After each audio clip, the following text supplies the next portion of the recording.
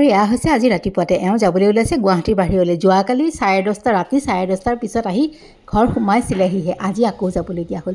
বোলো যোৱা তোমাক পঠিয়াই লওঁ, তাৰপিছত মই দিনটো আৰম্ভ কৰিম।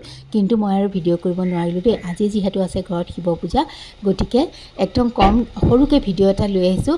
ভাবিছোঁ আপোনালোকে মৰম দিব। আৰু ব'লকচোন কিনো বনালোঁ দেখাওঁ। এয়া মগজ, এইখিনি হৈছে আফু, মই তিয়াই থৈ দিম।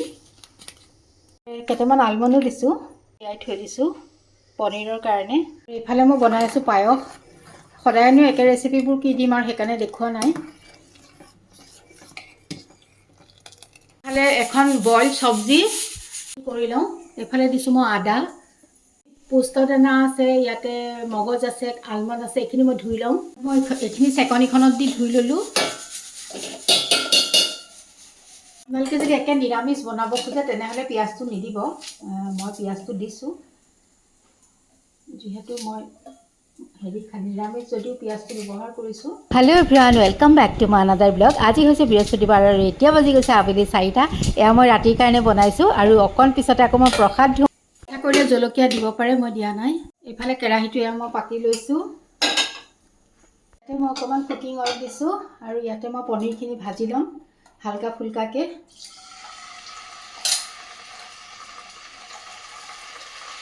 আৰু এতিয়া মই এইখিনি কাঢ়ি থৈ ল'ম।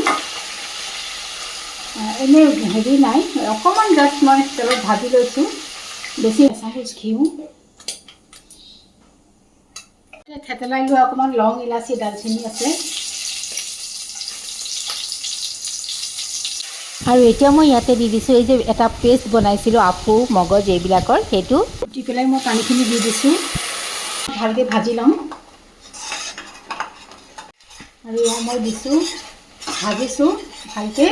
আৰু তাতে মই এতিয়া দি দিম দৈ, অলপ দৈ। এয়া ফেটি লৈছোঁ অকণমান চামুচ এপাতেৰে।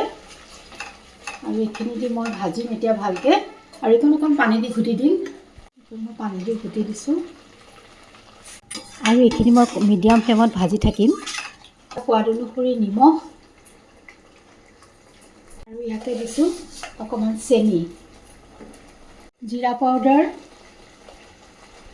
ধনিয়া পাউডাৰ, আৰু এচামুচ মই ইয়াতে ক্ৰীমো ব্যৱহাৰ কৰিছোঁ। নাথাকিলে নিদিলে নাই, একো নাই। মই এইখিনি উতলাহাত মই ইয়াতে দি দিছোঁ পনীৰখিনি। দুটামান জলকীয়া নিদিলেও কথা নাই, অকণমান কচুৰি মেথি, বাছ হৈ গ'ল ৰেডি। আৰু দৈ দি বনোৱা এই পনীৰৰ ৰেচিপিটো একদম সহজতে হৈ যায়, খাবলৈও কিন্তু ভাল লাগে।